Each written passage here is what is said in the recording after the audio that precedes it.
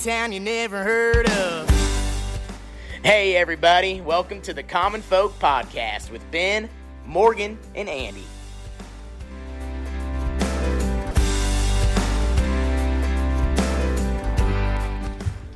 Welcome back to Common Folk. That's right. Podcast for the people, by the people. There it is, guys. That's great. Andy is ready for calling the sports games tonight.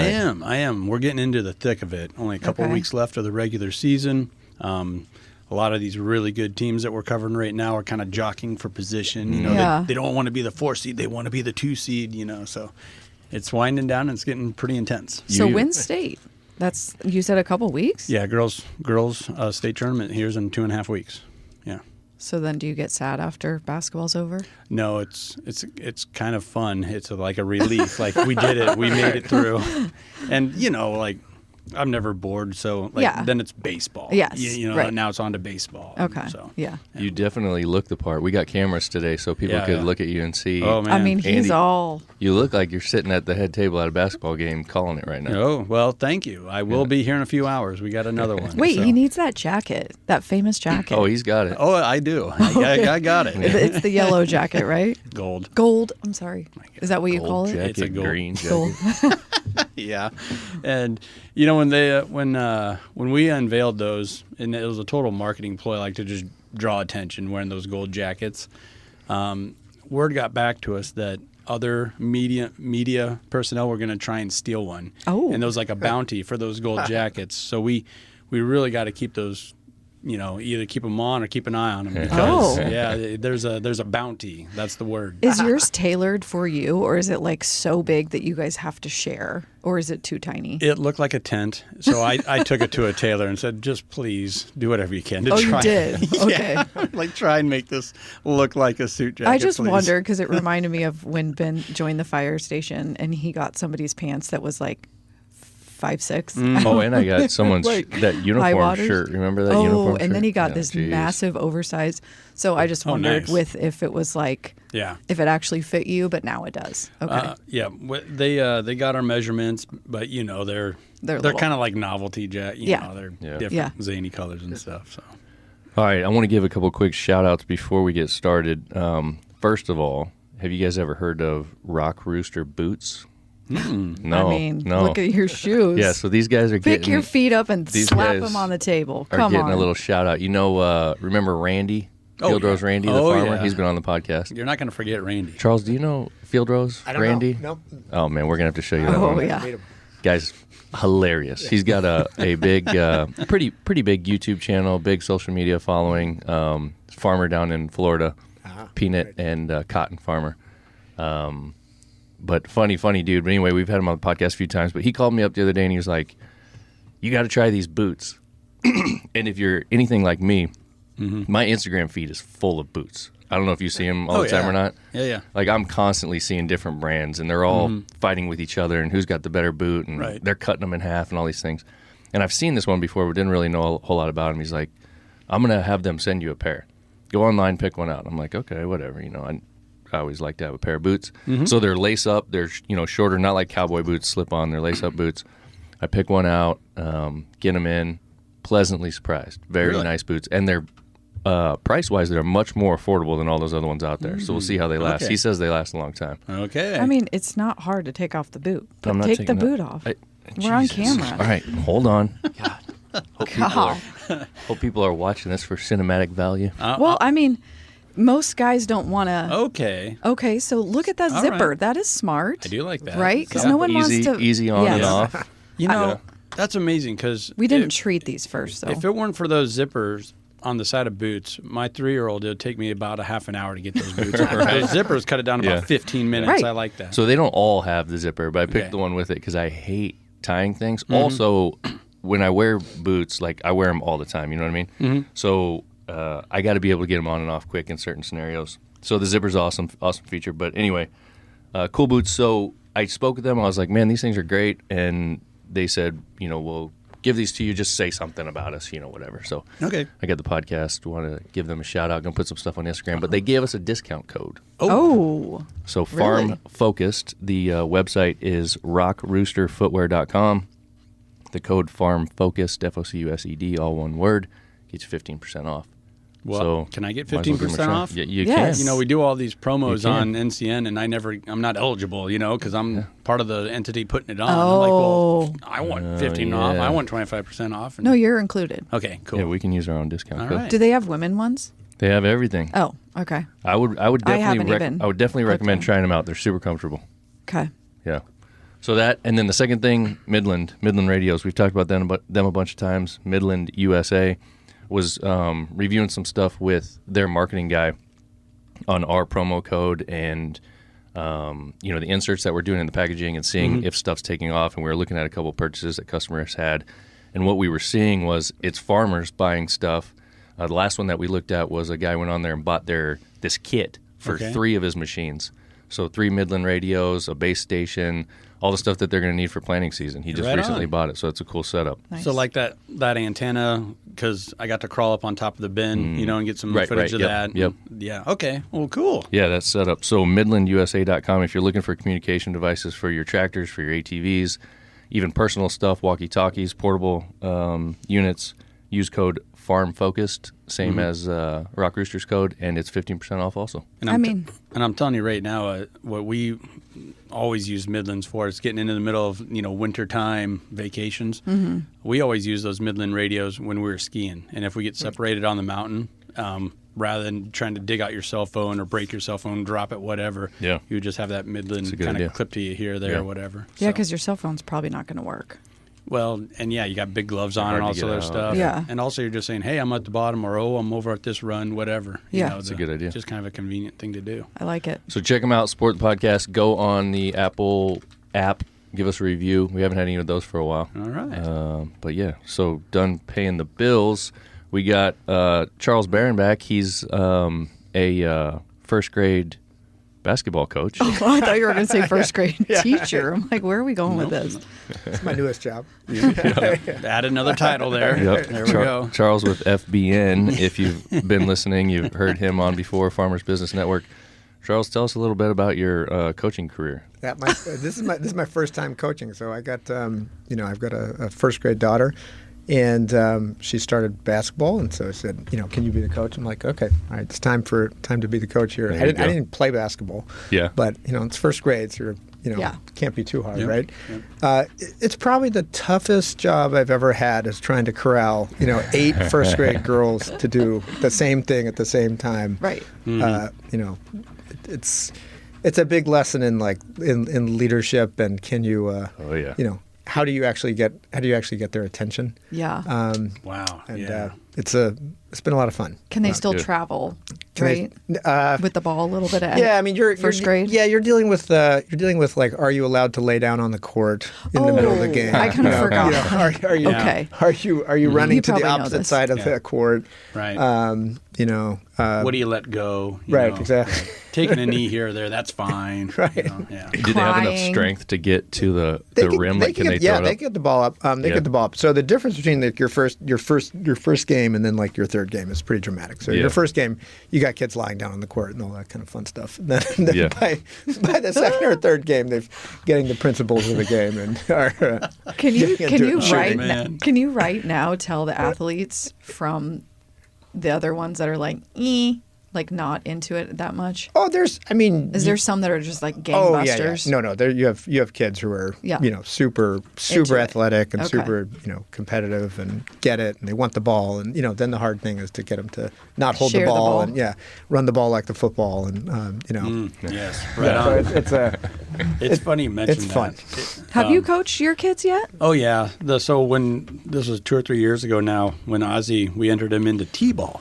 Okay. The first thing that comes back is, well, we need help coaching. I said, well, okay, I can help. And the next email I get back is, all right, you're coach of the You're red the head team. Coach. Yeah. You're like, wait, I didn't say head coach. I said help. So I was the head coach of that, and we just went ahead, and it's funny you mentioned the laying down thing. So Ozzy and Kimber are basically a pair. They're a year apart. So we signed her up too, and just, you're going to be on Ozzy's team.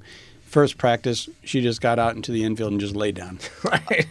And she's like, I'm hot. I'm over it. So that was kind of a waste of an entry fee, but still Oh fun. my gosh. It's like a rite of passage. I mean, every You did it. I feel did like it. yeah, every dad for sure, and most moms have to go through it. Like Yeah.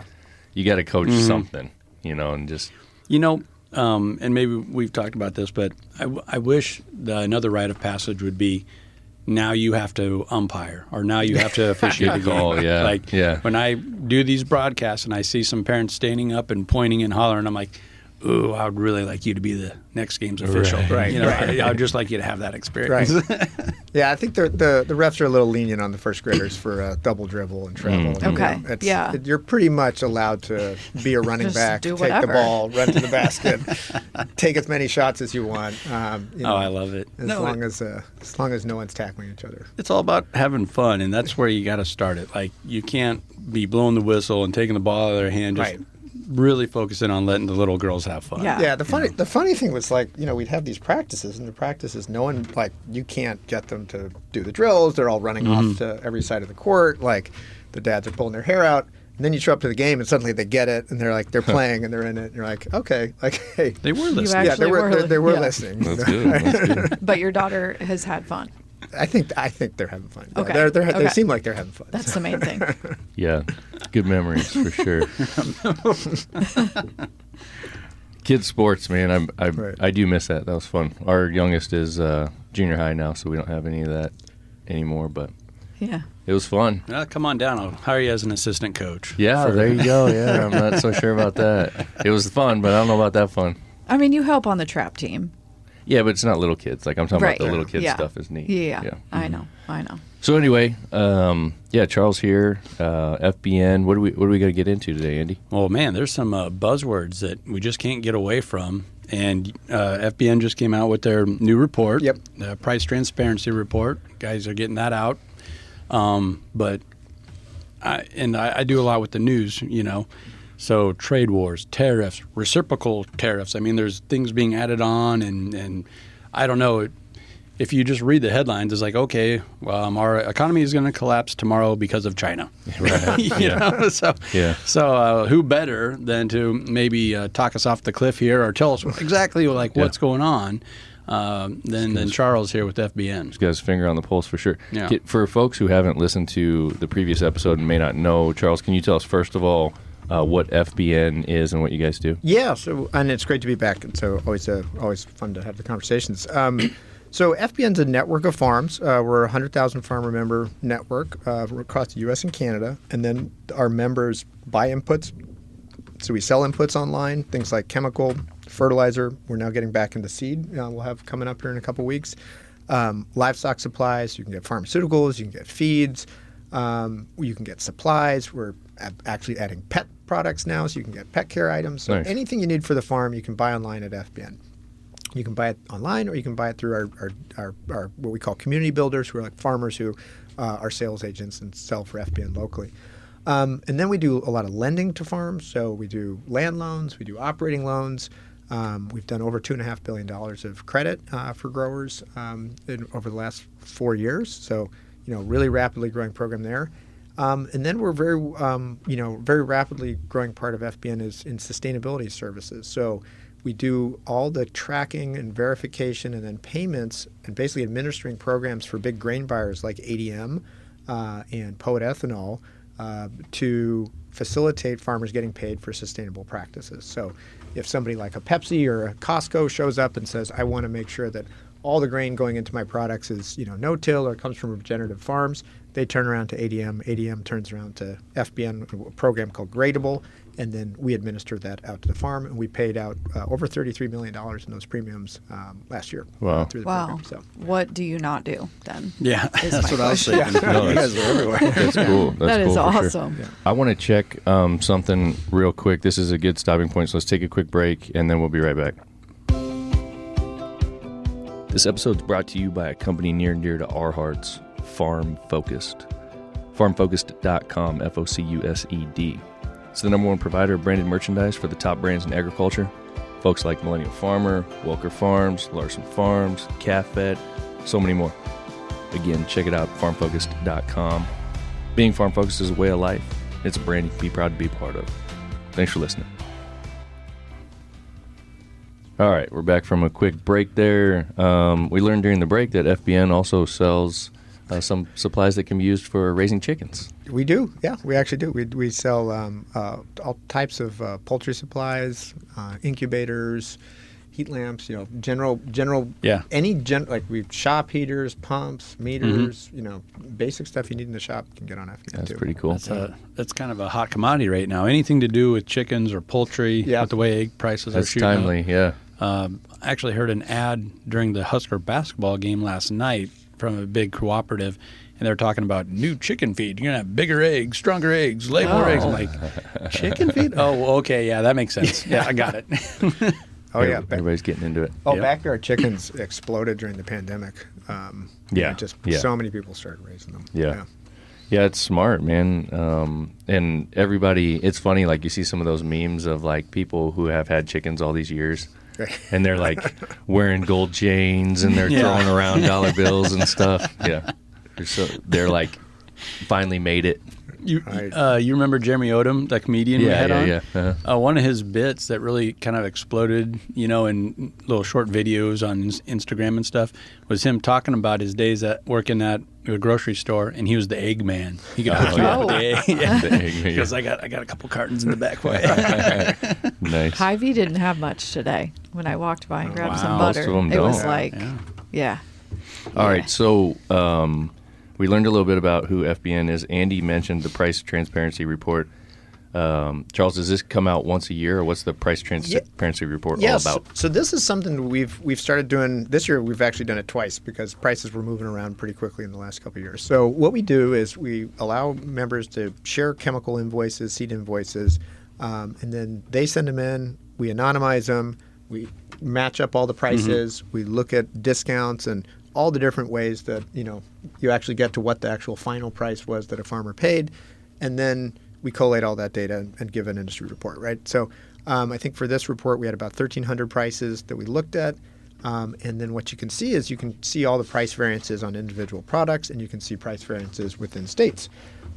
So this is something we've been doing 6 or 7 years now. I think this is our 7th price transparency report for chemical, and we always find these incredible variances between what two farmers are paying, around the country. And so this year, I think our top variance was 284%, which that's a 3 times difference in price, and that was for Liberty, which is a very, very popular common product that's out there. So that just shows you that even today, even in a competitive market, in a down market like we've been in for the last year, where farmers are really sharpening their pencils, you still have people dramatically overpaying. Someone was paying $70 a gallon for Liberty, right? So that is a very outlier kind of unusual result. But for someone that go ahead. I was just going to say, for folks who aren't farmers and aren't in the space, Liberty is a herbicide.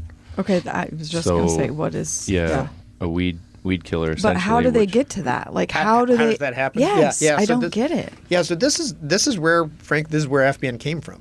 Basically, is that farmers would ask us to start analyzing prices that they were actually paying, and we would find these huge differences, and then they'd say, okay, why is that happening? Can you get it to me for cheaper?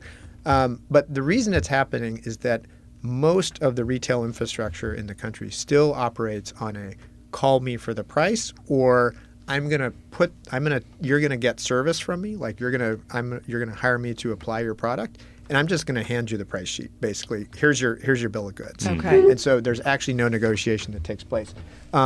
You could be, if you're a farmer and you're highly tied to the co-op, you're not shopping around, right? And that co-op is driving those profits to go back onto the corporate. There are many, many farmers who are extremely savvy around how they shop around and how they, find the lowest price, and they get everyone to bid. And you get to very large farms or operations in California, and they manage it like a corporation with a professional bidding process. But for the typical operation, they're basically calling up, and there's not a ton of price negotiation that actually takes place. and there's not a ton of price shopping that takes place. And that fundamentally happens because people don't post prices. So most of the industry does not actually show you what you're going to be paying until you've called in and you're getting whatever the account pricing is. And that comes with also if you're buying everything from retail, you might also be getting seed, you might be getting fertilizer, and so you think, well, I'm not worried about the chemical price because I'm really focused on the fertilizer, and you don't realize you're leaving tens of thousands of dollars on the table. Crazy. Looking at some of these comparisons you have, the one you mentioned, one guy's at $19, one guy's at $70. That's a huge difference percentage-wise. But then you look at some of these bigger ones, another herbicide, $460 per pound or per gallon, and then the next one, the top one, is $950. I mean, that's another $500. Yeah, that guy's paying. Seems illegal. Like, wild. honestly, well, that is so bad. Well, chemical is not. The manufacturers don't enforce, zones. In seed, the way seed is actually sold is that the traits, when you buy the traits that are attached to the seed, the manufacturers of those traits, and there's only 3 of the trait originators in the market, they actually dictate trait licensing fees by zip code. So it is very difficult in the world of seed for anyone to sell across and out of a zone or across a state line or across a county line. Right. Because they're basically told, here's what you're going to pay if you're in this zip code. This is how much you have to pay me to license this trait. And so that means that effectively for the majority of traded GMO seeds that farmers buy, almost none of that is sold online. And so that means that there's effectively no interstate price competition where you could actually normalize the prices to what it actually takes to ship the product out. In chemical, it works a little differently where there aren't those technical enforcements from the manufacturers. So if somebody's paying 4 times more than another farm, well, they can still buy from FBN. We can ship it out to the farm, and they can capture the discount, right? So there's no barriers to doing that. But in the seed industry, it is literally divided up that way to where it's controlled by the manufacturers as to how pricing works in the country. Yeah. When I hear all these different rules and regulations and cans and what you can and can't do, the word that comes to my mind is racket. Yeah. I mean, it's a racket. Yeah. And you don't want to throw shade at your local co-op or your local seed dealer because he's just a good guy. He's my neighbor. I graduated with the guy, and he's just playing by the rules. Yeah. But how did these rules get set up this way? Well, well, the case of seed, I mean, so the dealer has control over some discounts that they could possibly offer you, but they are actually prohibited from selling out of their zone or selling out of their territory. So that may mean, you could be on the border of Nebraska and South Dakota or Nebraska, Kansas, and it could be half as much. Price you could save $50,000 if you drove down to Kansas 20 miles, picked it up and took it back, and you're not allowed to do that, right? Wow. You also, when it comes to seed, you don't actually own the seed. You don't buy the seed. You are licensing the intellectual property. What? Yeah. Huh? Yeah, you so don't own the seed. You don't own the seed that you buy. Oh my God, Yeah. I have so much to learn. If you want to get in trouble, Morgan, you just go ahead and mess around Even with corn if you seed. buy it, just Even like if you you buy don't it. own your tractors, right? Yeah. Pretty Okay. much. Yeah. Okay. So we don't own our houses really either, or we don't own our guns. Ownership is like What do we own? It's an idea. It's a thought. It's a feel good. Well, I mean, so in the case of seed, if you are buying seed that has traits on it from one of the big 3 trait originators, you are buying technically you're buying the license to the intellectual property for that year to use it in your location. You are not actually buying the physical seed. It's very similar to like a piece of software. Yeah. Like if you, what would Like our phones? no like like Microsoft Word. exactly, It's a yearly yeah. license now. Yeah. And Yeah, every so- year you got to re-up yeah, it. you have to pay every year, or else it expires and then you can't use But it anymore. Microsoft doesn't produce something like a seed does, right? We then get a product from You're talking it. about a tangible product Yeah. as opposed to something intangible. Right. So yeah, and I think that the Okay. tech companies, and software companies and things like that probably originated this idea of these subscription type things. But then, hard goods tangible type companies like you're talking about, like seed companies and that have adopted it to their models, and then some have really like contorted that model. Somebody like equipment manufacturers who still make you pay a premium as if you own this thing, but then don't give you ownership. Right. You don't actually get the rights to do anything to it, but you have bought it. It's like this weird middle ground. So what's the consensus? Do we like this? I mean, or is this just what we're used to and this isn't going to change? It's a big frustration for a lot of farmers. And Okay. It's a barrier. It's definitely a barrier for, farmers getting better prices. And I think some parts of the industry are easier to change than others. Okay. What happened, with seed was 30 years ago, 40 years ago, before traits, you had hundreds of seed companies. And they were all local genetic developers who were creating seeds for the local market. There were some regional brands, but you didn't really have sort of like big national consolidated brands. Then when traits started getting developed, the cost of developing a trait was in the $1 billion to introduce a new trait. And that then limited who could actually produce down to just a handful of companies. Those 300 independent seed companies basically consolidated into 3. And so you have a handful of companies that are actually have the financial wherewithal to develop and introduce traits. And then you have 120 seed brands in corn and soybean that license those traits. And they may develop some of their own genetics or work with a genetics source, but they still have to license from one of those big 3. And so that then set, if you are using those traits rules set the market. And that's why the seed industry in particular has so much control in that. I hope I'm not the only one that just learned this today. No, There's you're got to not. be other people listening, correct? Right? You see so many parallels, I really too. did not know that. You mentioned the big 3. I just think about beef packing plants and how there's basically 3 players. It's like the model worked for Apple, so we're gonna move it from Apple over here to DeKalb seed. We're gonna move it from DeKalb seed over to Tyson chicken. It's just, I don't know, it's scary when you look at how it's just all controlled by 2 or 3 players, So then tell me, how does FBN help with this? So you're trying to say that a farmer in California and Nebraska is going to pay the same price? Yeah, so in the world through you. Yeah, in the world of chemical, we can do that, we basically have open pricing on the internet. So number one, you can always see what the price is. You don't have to call in and you don't have to haggle and, find out what your price is, get surprised by that. So farmers really like that it's just straightforward and transparent. Number 2, you can see what market prices are. You can actually go on the platform, the website. You can click on any of these products, and you can see what prices farmers are actually paying, even when they're not buying from FBN, because they share invoices with FBN and they participate in that data sharing. Okay. So thousands of farmers, do that. They share invoices and they can compare.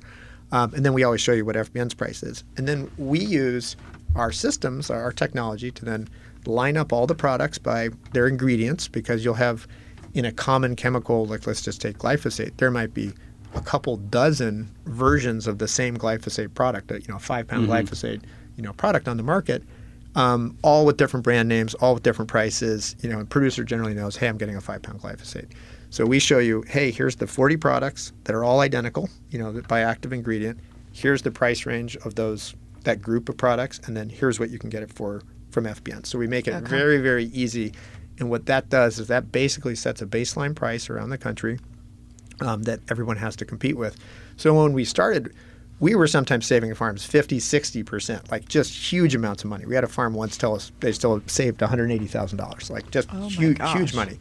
And then over time, the national market has gotten more competitive because we created a lot of that baseline transparency. We still found in this report that we measure, if you gave us a price, what the FBN price was at that moment, the average savings is about 32% still. Wow. So there's still very dramatic savings. A lot of that's come from switching from a branded product to a generic. But just fundamentally, we are able to offer better prices to more farmers. Now, some people are going to get better prices than FBN. They have a local dealer. The dealer's going to make them a deal. Gotcha. Like, you're always going to have that, right? And so, you'll see farmers online complaining something like, FBN's prices aren't the best in my area. Like, there's going to be pockets of that. There are always going to be pockets. We're never going to be the best. Right? But that's good. That's right. also like showing a validity to it where we're not always the best price. That all we're trying to do is bring some transparency to it. And I think I really feel like FBN's about to enter into like this golden age, if you will, for lack of a better term, because for the longest time, farmers especially were like, keep your nose in your own business. Don't ask your neighbor what he's doing. The secrecy was kind of like built into it. And now you got Gen Z, Gen X, Gen whatever it is now, this next generation of farmers coming up and taking over the farm. And they're like, we don't adhere to any of that. We're into edibles. We're into, my point is we're getting into a new generation where they're not playing by that same handbook or rules. And they want to see what others are doing. They're sharing information, whether it's on Reddit, whether it's just going down to the elevator and talking to their neighbor. But there's this huge shift in sharing information with your neighbor, the farmstead next to you, isn't like this negative, bad, taboo thing anymore. And I think that really is going to play into what FBN's all about. Yeah, there was a survey this summer I saw that came out from a market research group that said 20% of Midwest farmers were price checking on FBN, basically. So they were using us for price. Now, 20% of the farmers weren't all buying from FBN. We'd love it if they were, but they were using us for price intelligence. And so then the infrastructure that we've built, we have 20 warehouses. They can ship next day basically to most farms around the country, so everyone can get access to that competitive pricing. And then in the world of seed, that's actually how FBN started, was by analyzing seed data for farms, so they could do this kind of comparison.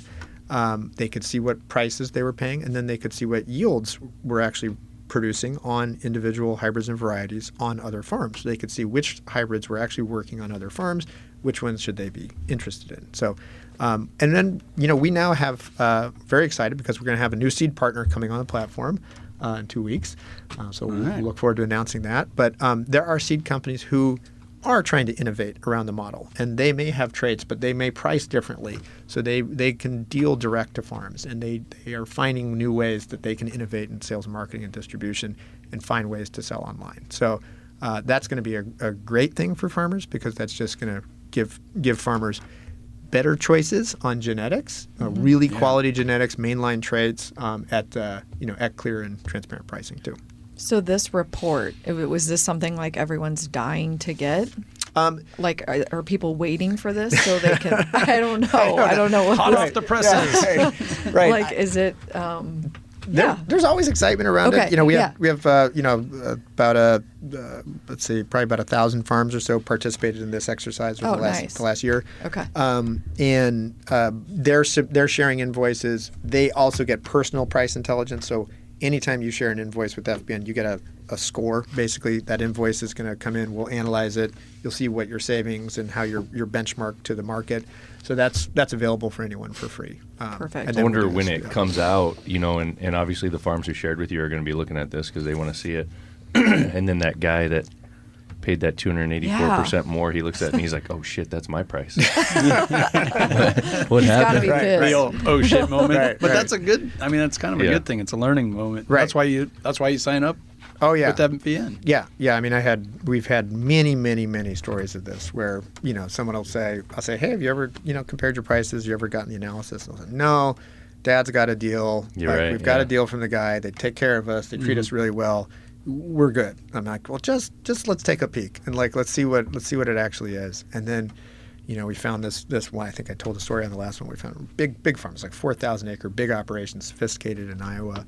And, we found they were overpaying by 100% on a couple of these big products that they were spending $40,000, $50,000 on each, right? And he's just like, okay, I had no idea. We're getting told we're getting a great deal because we're buying all this fertilizer, and we've got the the 10-year loyalty discount, et cetera, and it's still getting. So I think in general, that's a tough. Next time you see the co-op, the conversation. I think in general, farmers are a very loyal bunch. So when they've been working with someone and they trust them, and they believe what someone's telling them, so they're not. They don't automatically think I need to go double check this. Right. That's just not the nature of the. And the way I think about it, just like, what would you do when you sell a car or sell a tractor? Yeah. Right. You sell a piece of machinery. You're going on. You're selling a car. You're going on Kelley Blue Book. You're selling a piece of machinery. You're checking that price in Tractor House or 10 other places online. Right. You're always going to do that. So why would you not do that with the most critical inputs that are going to drive your entire profitability on the farm? I was noticing in this report, I don't think you mentioned this, this price transparency tool on your phone. Yeah, Yeah, so that is actually a feature on FBN that any farm can use, whether you're buying from FBN or not. You just share an invoice, and when you do that, on every single chemical product on the FBN store, you'll see price intelligence around that product. That's a free service that we provide to farmers, because then, it often shows you, hey, if our price is better, or it'll show you if our price is, not better than what you might be paying. It'll show you your prices, it'll show you what the market price is, and it'll show you what our price is at any given time. Makes it easy. Yeah. I wanted to ask real quick and go back. I don't know if you guys know anything about this, but we were talking about different prices in different markets for the same goods. Mm-hmm. I feel like I've seen that at like grocery stores or Walmarts or something, that they do that. Is it are you guys familiar? Am I thinking right? Oh, yeah. Yeah. Okay. Yeah, I mean, that's incredibly common in business to have, there's a feature known as price islands. You see this in gas stations, basically. Why does one gas station have an outrageously high price? It might be in a very wealthy zip code, or it might be in a very isolated zip code where there's no competition. And that's typically something we also see in farming. So you will see in very rural geographies horrible pricing. Like when they're very far from a location where there's no retail competition, there might be one, player up there.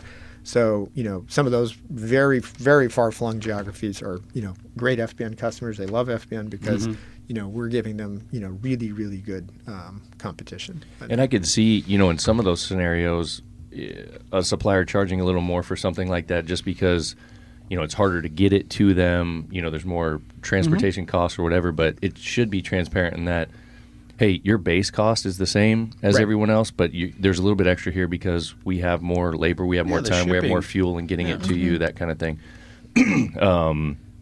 But back to the grocery stores and things like that, I feel like I've seen that, and it's strange how sometimes they decide, in certain markets, this is more, this is less. I'm sure it's very analytical. I'm sure they've really dug in and they've figured out this is what this group of people's willing to pay, and this is what this group of people's willing to pay.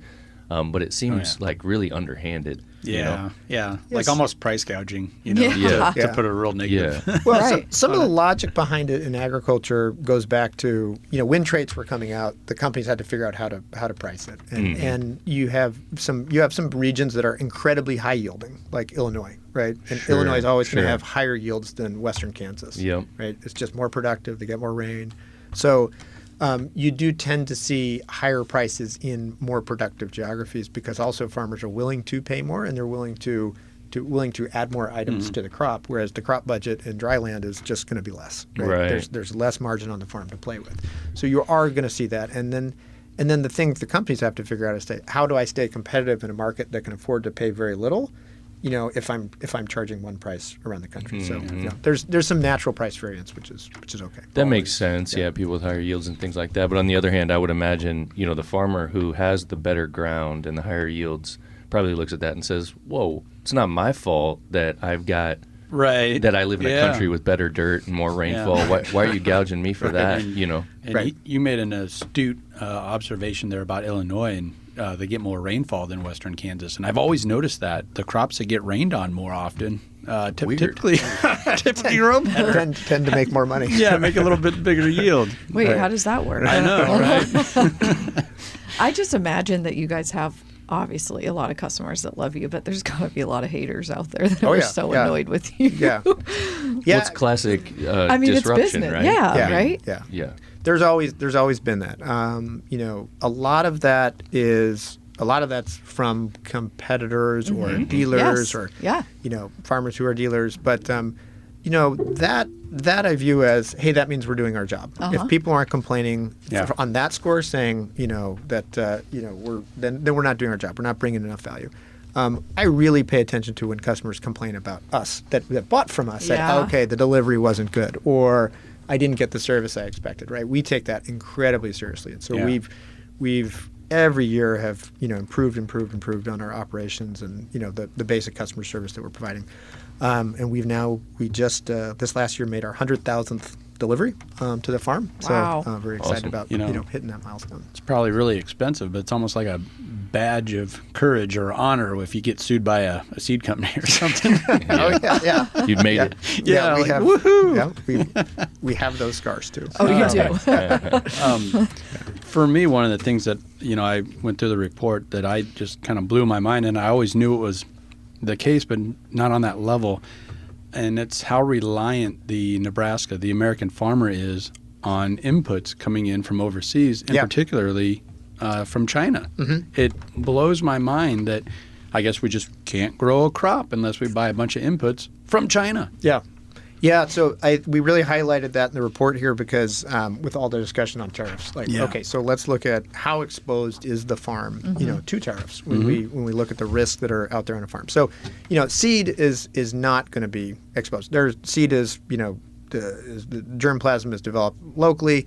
When it goes through a breeding and scaling up process, that germplasm is going to be moved around the world. The seed companies will literally fly the seed down to South America, over to Hawaii, as they build up that trait or the hybrid. In chemical, a lot of the base technical product that goes into crop protection is either mined abroad or processed abroad, and then it might be mixed in the U.S. and and then packaged and final step. But in many cases, you're getting the technical from abroad, or you're getting the finished product itself. And so when you look at the big products in chemicals, so look at glyphosate, 99% of that technical is coming from China, right? So effectively, there's really like one major U.S. producer left, who's vertically, Bayer, who basically is vertically integrated, has their own mines, and then does some processing in the U.S. Glufosinate, 85% of that is coming from China. 10% from India, 5% from Germany. 2,4-D, 49% of that is coming from China. Atrazine, 100%. Yeah, like 2,4-D. Right. Half of it's coming from China. Let's, real quick, again, for the non-farmer. So the glyphosate, as you said, 99% of that coming from China. Probably most people by now have heard the term glyphosate, whether you farm or not. Yeah. Because the whole Kennedy thing and this new Make America Healthy thing and whatever you think about that, but he's talked about it. It gets used quite a bit. 99% from China. That is wild. Yeah. And I mean, almost every single farm's using that. 97% of corn acres are traded, meaning they're using a trait that is designed to be worked with an tolerant herbicide. for glyphosate. Yeah. And again, why do we need this product? Well, that's what I was going to say. Again, so people understand. Please tell me. Glyphosate is a product that farmers can spray on their crops that kills weeds, but it doesn't kill the crop. Yeah. So but it's in the crop then. Well, not always. The crop is engineered to be able to withstand this glyphosate product, so it doesn't kill the crop. Okay. But there's a lot of study, a lot of research, whatever, that you spray it on early, it goes away, it works out, just like if you give an animal antibiotics and you let them process for a month or two. So that's a whole different conversation. But just so people understand, this is a weed killer. Glufosinate, 85%. Well, pretty much all of it's coming from out of country. And what's glufosinate is Liberty. So glufosinate's the primary herbicide for soybean. Okay. So you have a lot of glufosinate tolerant soybean. And then number 3 was 2,4-D. 49% is coming from China, 19% from Colombia, 24% from India, 8% elsewhere. 2,4-D is 2,4-D is another herbicide that's been around forever. It's like a very old product. Yep. So one of the things that's happened in the last 30 years is as glyphosate became more common, then you had herbicide resistance, and then so farmers, to manage resistance, would switch back to some older molecules like 2,4-D, which were a little stronger. And so, you have people switching back to 2,4-D. And also, if you are now dealing with the same issue around dicamba, where dicamba is a product that came out, then it's had various restrictions on it. Then they're switching back to other molecules to figure out how to manage around it. Man, so you look at you look at this arsenal of weed killer, and you see that none of it comes from the U.S. So then you go back to this tariff thing and our if you want to call it trade wars or whatever. What are you seeing with that? Yeah, so the basic thing that we've been seeing, you have to go back about 3 or 4 years. So you have when COVID happened and you had the real crunch at the ports. So COVID happened, supply chains got crunched up, the ports got crunched up. That was coinciding at the same time as the Olympics in China. So China shut down production, which then meant you had no product getting made and no ships able to get into ports in the U.S. Yeah. So prices skyrocketed, and they went from glyphosate on FBN this year was as low as $11.99. It was selling for over $70 2 or 3 years ago. Whoa. So farmers' expenses skyrocketed 3 years ago. Then what happens when prices skyrocket? Manufacturers ramp up and overproduce, right? There's a classic commodity super cycle. They overproduce. Now you got too much product in the market. You have too much inventory. Then what happens? Prices collapse. And then when prices collapse, then retailers and everybody who bought that product at 60, hoping to sell it for 70, loses their shirt. And you go through this huge correction in the market and tons of pain. That's what the retail industry is going through right now. There's been lots of layoffs throughout the industry. Very negative earnings from folks around the chemical industry, recently, as this glut of product has worked its way through the system.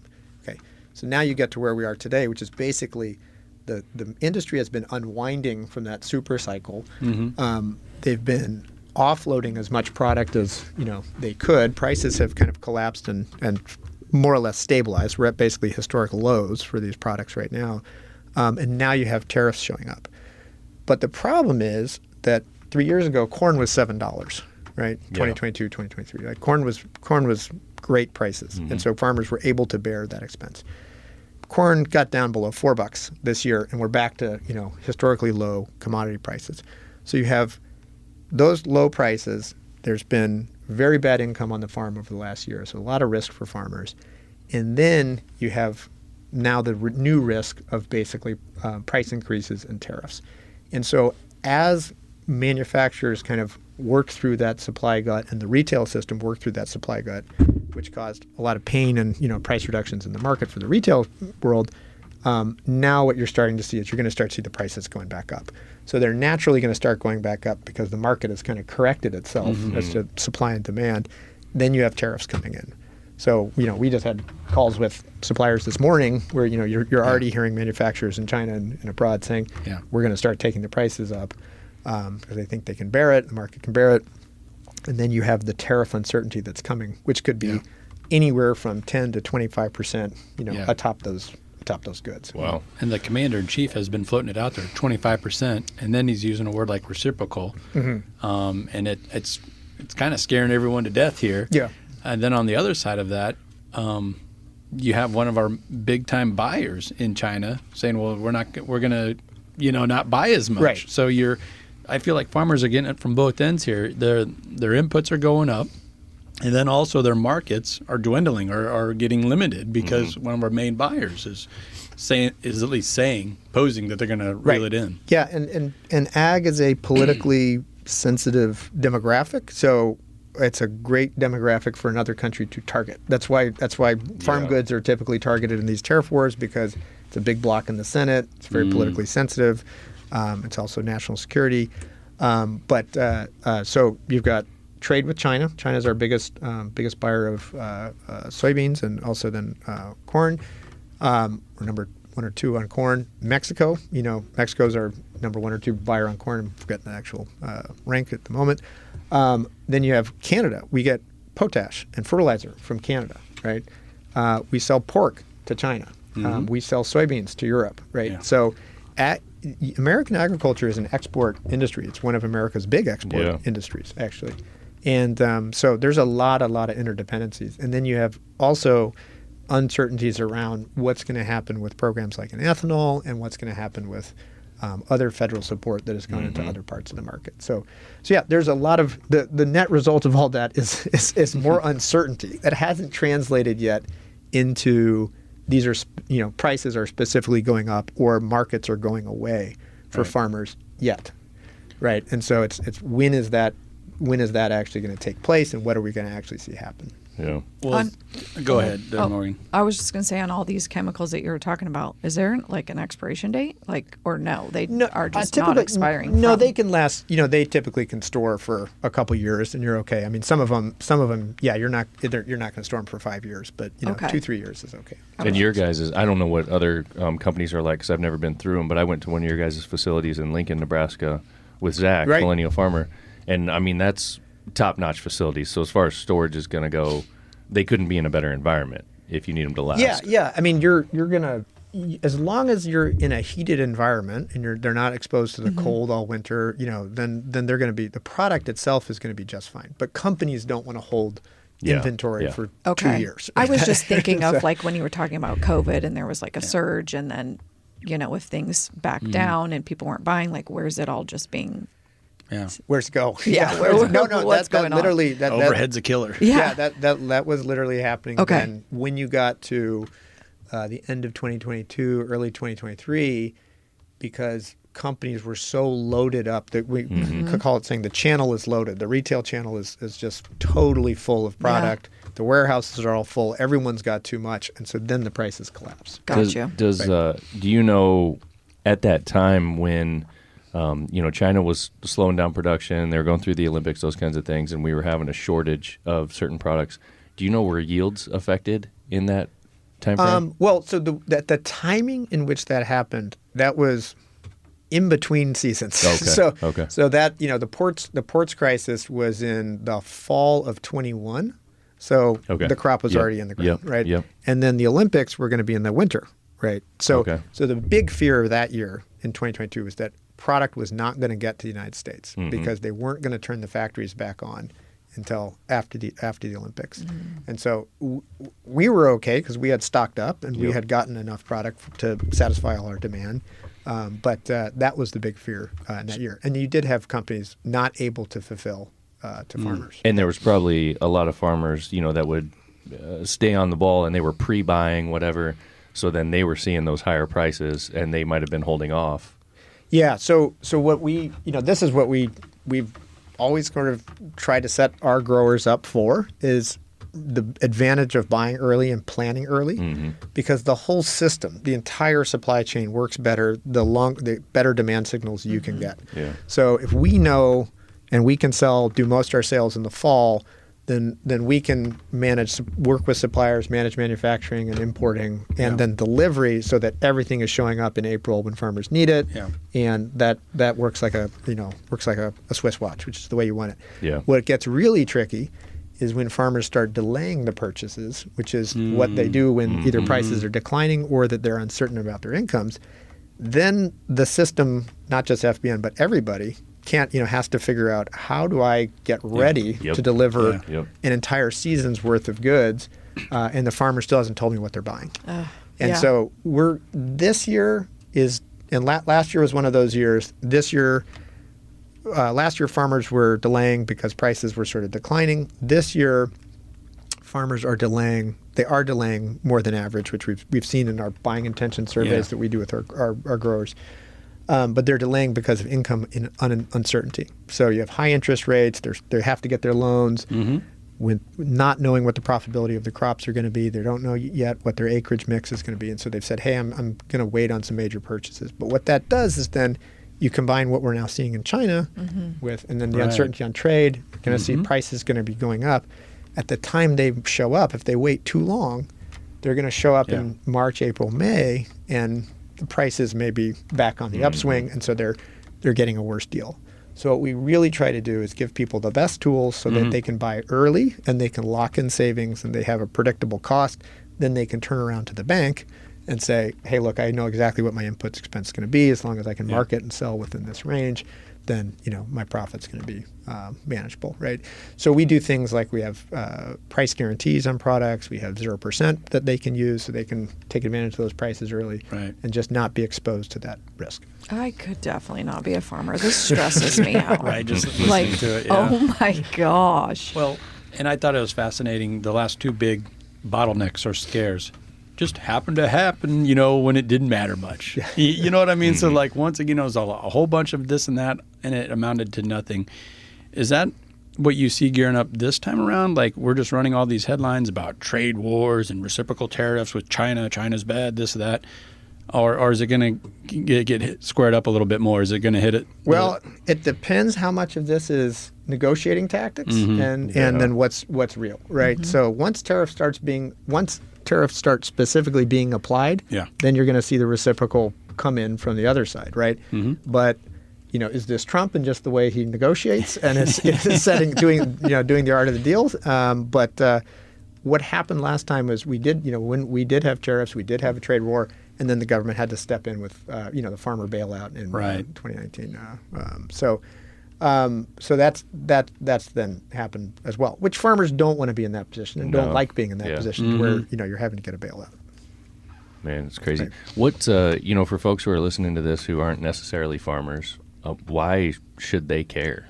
Like ultimately, what's going to happen to the common person that's not a farmer? Yeah, I mean, well, number one, if the cost of production goes up on the farm, that's going to get passed on, right? So that eventually makes its way through the supply chain, and this election seemed to get determined by the price of eggs, right? Yeah. That was a Yeah. major barometer for everybody. It's just the measure of inflation. Now that gets driven by some other things you get into, but so fundamentally, if farms should be profitable, and they should be profitable in order to keep farmers in business, keep families on the land, keep rural America thriving. You want to have profitable farms, right? And their inability to generate profit is either means that's going to have to get subsidized somehow by the government because we got to have food supply, or you're going to have more consolidation on the farm. You're going to have fewer farmers. You're going to have larger and larger farms. You're going to have less smaller farms. And a mid-sized farm now is 1,500 acres, right? It's not small. That's just a very basic kind of fabric of American society that you don't want to see erode in that way. Right. But fundamentally, if different types of these tariffs or different types of cost increases come in, you're just going to see higher prices at the store, which everyone. I think we've kind of laid it out, but it's pretty simple math. I mean, if a couple of years ago, if you're selling a product for twice as much as what you're able to sell it for today, you drop your top line income in half. That's a big freaking deal. And then on top of that, the inputs, the cost of that to make that particular product go up. I mean, it's simple math. Anybody can understand that. Well, and you breezed over it really fast. You got to talking, and I think you were talking about glyphosate. You're like, well, it was $11 and some change, and that was per acre. Oh, right? per gallon. Per gallon. Then you're like, then it got shot up to $70 per gallon. I mean, you can. And how many gallons will a typical gallon cover as far as acreage? You're going to get about 2 acres per gallon. Right? 2 acres. Yeah, right. So I mean, you're going from $11 to $70, and you talked about a 4,000 acre. Yeah. Do the math. Right. Right. Yeah. Thousands and thousands of dollars. Deal. Oh yeah. So you had, and that's what you saw a couple years ago, right? But those were also great years for farmers when commodities were $7. Farms were They could afford it very better. well. Yeah. Can you paint me a picture? Let's all go to a happy place here, where Okay, so the beach. yeah. Sorry. Okay, go ahead. Where we can get through this without subsidies, where farmers don't have to rely. We stand firm. We take on higher commodity prices, but we still can get through this without all these crazy subsidies like we saw the last go around when we tried to kind of spar with China and Russia and others. Yeah, so a lot of this just comes down to how much of this is posture and like negotiating posture of the government, or is this reality of what when stuff starts getting real, and to keep demand where it has been. For the big commodities like corn and soybeans, you fundamentally have to have export markets, and you have to have markets like ethanol, right? Yeah. And so if you start seeing policies that will dramatically weaken either ethanol or export, that's going to be very bearish for commodities and very bearish for farmers. So if you can keep the demand picture there, and keep positive trading relationships with these countries, then that could be good. There's also some barriers with some relationships with countries like with Mexico, where Mexico doesn't take traded corn, and Europe doesn't take, parts of Europe do not take traded corn as well. So those could get opened up through this as well with the right, bilateral relationships on trade, where you could have some new markets show up, and those would be very positive for farmers. What kind of blows my mind is the demand in reality. Let's step back to reality. Is always going to be there. People need to eat. Governments need to feed their people. So if all of a sudden China's like, well, no, we don't need that corn, or we don't need that pork. Well, yeah, you do. So then what happens? Are people just starving to death? Like the opioid crisis comes to mind, where it's like, well, we made that illegal. Yes. Yeah, but you didn't address the demand. Well, so then it got dirtier. Well, and basically what happened last time is that when China started threatening the demand on soybeans, especially, then that production just goes to Brazil, right? It goes abroad, and then you see you see big projects like China was building railroads to get product from Brazil all the way to the west coast to Chile. Yeah. And then you just see a wholesale shift in the geostrategic position, which is, hey, we're going to go line up with this country, and that's where we're going to go get the product. And so the American farmers' competition in that sense is other countries who could either produce for less or aren't going to be in getting into these kind of tips. And that sometimes that's a great point. That doesn't always get the headlines. Like, China's building infrastructure in India. Why are they doing that? Yeah. Like, why are they just footing the bill for this nice new superhighway? In Brazil or wherever. Right. And we'll connect the dots. Yeah. What's FBN's stance on those foreign markets? Do you guys do business in those foreign markets? Are you looking at it at all? We do. Yeah. I mean, so we have done our own business in places like Australia and Brazil in the past in different ways. We had our direct business in Australia. We decided to stop doing that 2 years ago. We don't operate directly in Brazil, but one of the big things we do is actually helping farmers who are participating in export markets make sure their crops are export compliant, basically. Okay. So a big example that happened last year was Europe started mandating that soybeans that were going to be sold in Europe were deforestation free. So for environmental reasons, political reasons in Europe, they wanted to say, we want to make sure that the soybeans that come into Europe aren't leading to deforestation, primarily deforestation of the rainforest, primarily meaning South America, right? So then that's where one of our big programs through Gradable came in. It's a set of regulations called EUDR in Europe, in the EU. And basically what we then do is you enroll your field, satellites go back and we look at 10 years of satellite imagery. We make sure that not more than 10% of that field was saw vegetation change on it, and then it's certified deforestation free. And then literally that field is then traced all the way through the system. So when you sell your beans, you can say, yep, these beans are enrolled in this program, and those beans can get sold to Europe. Wow. That gave those farmers, I think, up to a 25 cent a bushel premium on the soybeans, and then also, gave them access to the market. Yeah, right? More markets. So you get more markets. Does that cost the farmer for that service? No, they get paid for it. They actually get paid for it. Wow. So now it's sometimes your mixed popularity among farmers could go, hey, you're making me do something that I didn't want to have to do something here. Yeah. So, some farmers really don't like that, and they don't want to be, feel like there's regulations from another country that are making them do something in the U.S. Sure. So there's always, some sensitivity around that. But fundamentally, they got paid, a premium for having EUDR eligible soybeans, for example. Very cool. Yeah. You got to hit them from all angles, man. Yeah. Coming in, helping all over. Last time I feel like we talked a little bit about that. Did we talk about you guys helping with like carbon credits and things like that as well? We don't do anything directly with carbon, but we do all these other programs around regenerative ag and sustainability that aren't valuing the carbon credit, but they are valuing the other things the farmer is doing, like no-till, cover crops, lower fertilized usage, and they are getting a CI, carbon intensity score through that process. And the big thing that FBN does in that is that you have many companies or buyers coming up to the farm saying, hey, you need a CI score. And so they'll hire a consultant, and the consultant will say, here's your CI score. But then that score is not transferable. Right. So it needs to work like your credit score. Like basically hey, here's my credit. I can take that to any lender, any credit card, any bank, and you know what my credit score is.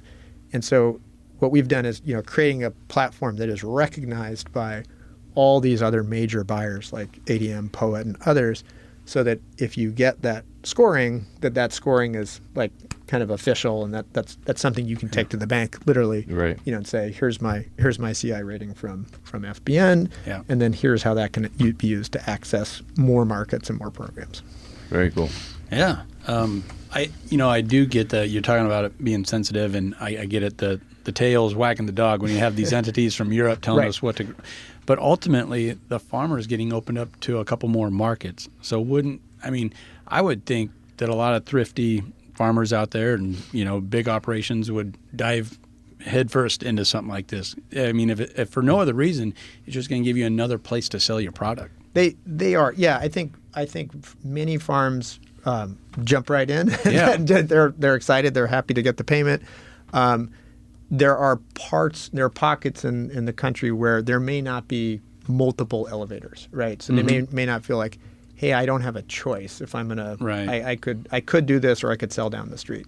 And in some geographies, they may feel like, hey, I only have one place to sell, and that elevator is now making me do this. So that's where you get people sort of saying, I don't want to do this. But in reality, it's saying, hey, this is actually then guaranteeing you're going to have a market and guaranteeing you're going to have access, and it's going to be American farm, not a Brazilian farm, right? I would think a lot of it too is just the unknown. So people hear about these things and they think to themselves, "Gosh, dang, that sounds like a lot of work." That's a good point. I don't know. I don't know how to handle that. I don't know what to do. I'm just going to keep doing things the way I've always done it. It's basically worked, right?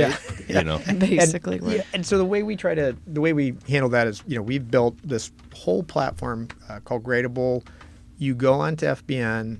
Any farm can do this from anywhere in the country, free. You go on and you can see all the programs that are in your area. So we bring a marketplace of these kind of programs, and then you just click enroll, and then it'll take you through a couple steps of how to enroll the farm.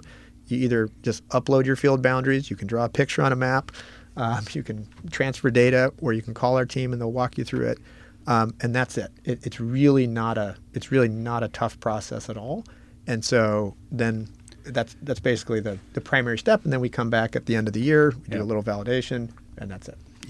That's one thing that I have in common with all farmers is I like easy.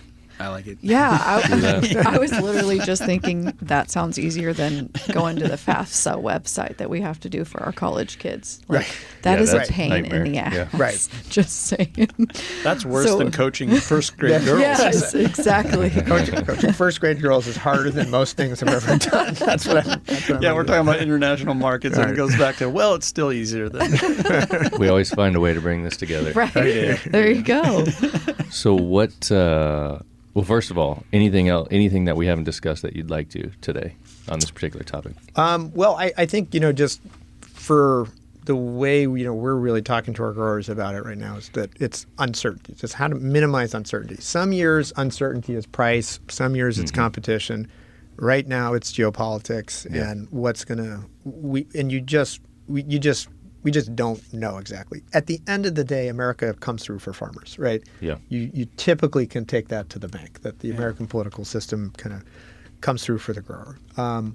But there can be a lot of disruptions in that process. And you can get tariffs popping up, you can get trade wars, you can get regulations, you can get surprise regulations like what happened last year with dicamba. You want to just minimize risk and then that uncertainty. So we're sort of just advising farmers try to take action before that shows up, because that's how you minimize that. Yeah, I've been thinking, as you guys have been talking here, and I just have written down what's the moral of the story, and I think it's that if you, as you said, in the end, our system is going to take care of farmers. We have to, one way or another. We got to make sure that they don't go under as best as we can. But if you're savvy, you can make a decent living at this. You've got to do the work, you've got to do the research, you got to find the right partners.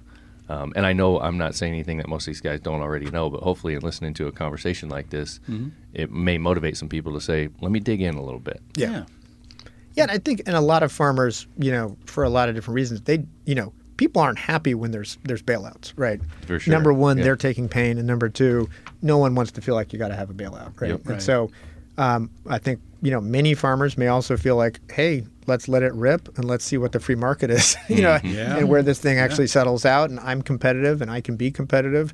And many farmers may not want that at all. But you certainly have a lot of people, like, see them online, you have guys saying, hey, did you really want to trade war? And say, yeah, let's get it on. Let's see, let's see what we need to do. See what shakes out. Yeah. Mm-hmm. Nice. Well, yeah. I don't know. I don't have anything else. Do you? No. I was Very really interesting. excited to have you back, Charles. So thanks for coming out. And always. When I got into that report, the reliance or the way that we buy so much from China, and then everyone talking about trade wars with China, I really wanted to get your thoughts. So thank you for that. No, thanks for having me. Yeah, I love how we laid it out for the common folk. It's very Yes, interesting. thank you. Very valuable. Yeah, I for learned a sure. lot today. You learned a lot. I'm glad. All right. Well, Charles, thanks for coming, bud. We Thanks, appreciate Charles. it. Thank you, guys. Anything else? FBN.com, right? FBN.com. Pretty easy. Good point. We almost forgot that. Wow. Where do you find them? Best place to go. FBN.com. All right, cool. We'll close it out. All right, peace. Later. Thanks, guys.